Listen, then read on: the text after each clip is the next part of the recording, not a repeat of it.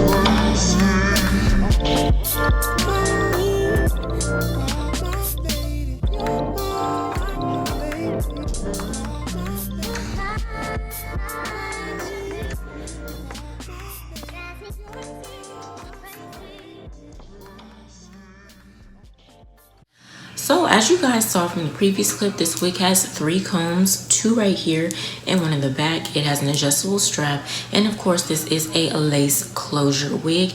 It is synthetic, and you guys can see the middle part a little bit.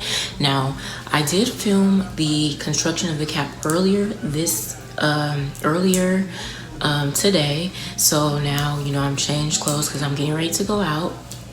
But since I like this wig so much, I definitely wanted to come back on here and talk about it. So yeah, let's go ahead and get into a little bit more details about this wig. Now again, this is from, I think it's pronounced EARFODO.